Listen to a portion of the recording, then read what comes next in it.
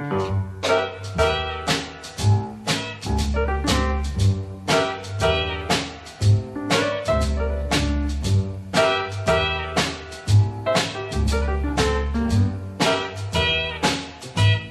souhait d'être libraire a commencé quand j'avais 20 ans, donc il y a quand même quelques années.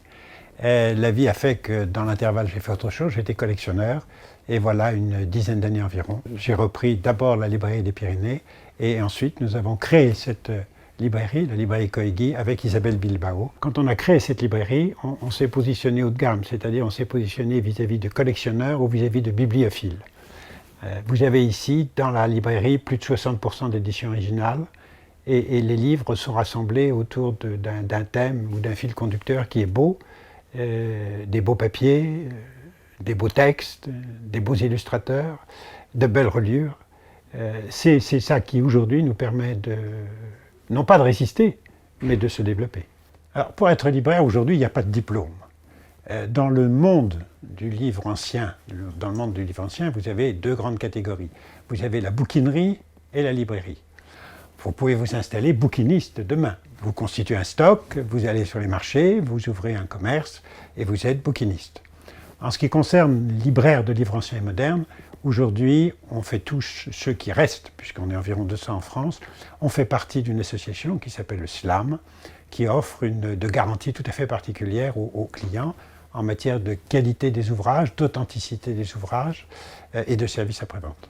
Le crédit qu'on peut avoir auprès de nos clients, c'est ce qu'on a constitué avec Isabelle Bilbao depuis l'origine, c'est-à-dire de se positionner sur des livres en parfait état, de beaux livres qui sont aujourd'hui conservés dans un environnement idéal pour ce qui concerne les livres, puisqu'on a une température constante, une hygrométrie constante et un nombre de lumens adapté. C'est la confiance qui s'établit avec nos clients en leur adressant toujours des livres en parfait état.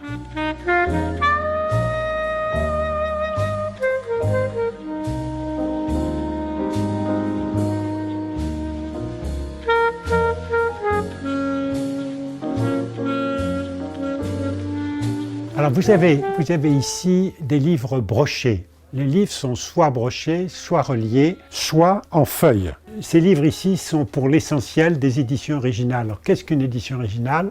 Au moment de l'édition d'un livre, l'éditeur généralement réalise ce qu'on appelle l'édition originale, c'est-à-dire qu'il va imprimer une dizaine, parfois 5, parfois 10 ouvrages sur un papier du Japon ou particulier.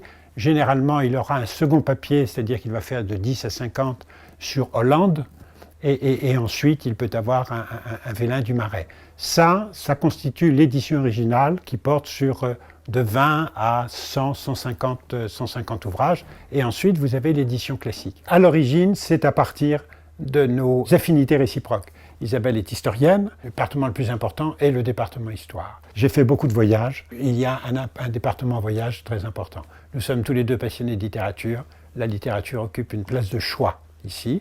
Nous aimons les beaux objets, les beaux livres avec des reliures signées. Ça a été notre point de départ.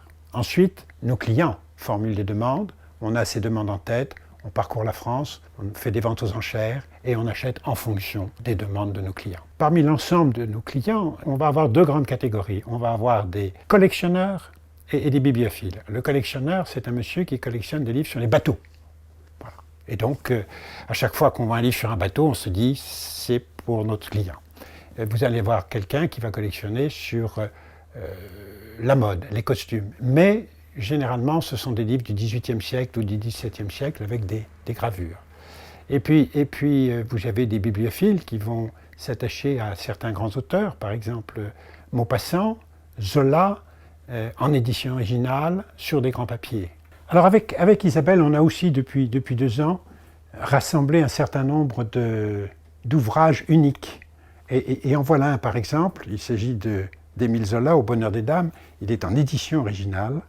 Mais il a cette particularité, c'est qu'un illustrateur du XIXe siècle a truffé cet ouvrage de dessins, d'aquarelles. Et ce qui le rend unique, il y a 80 dessins à l'intérieur. Voilà un livre de grands collectionneurs.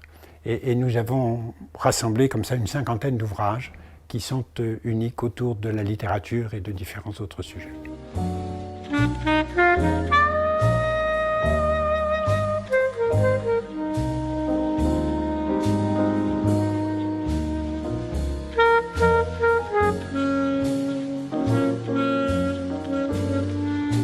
Quand on a pris la décision de créer cette librairie avec Isabelle, à partir de la bouquinerie, on nous a traité on allait à contre-courant, puisque en fait, en France, chaque année, les librairies ferment parce qu'un certain nombre de libraires prennent leur retraite ou parce que le marché ne fonctionne plus pour eux.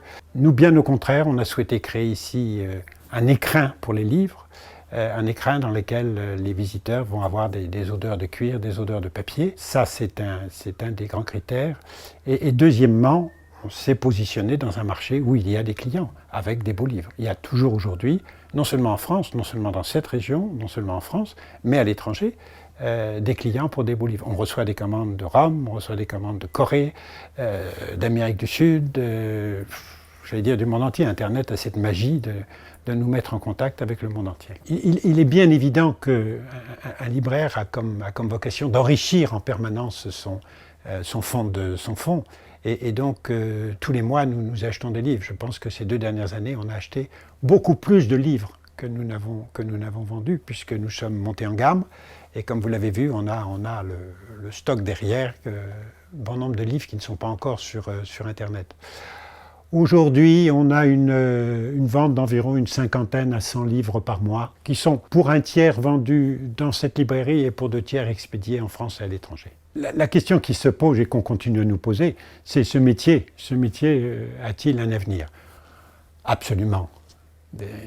Nous en sommes tellement convaincus qu'on continue, nous, à investir avec Isabelle sur cette librairie, et c'est elle qui en assurera le futur, bien sûr.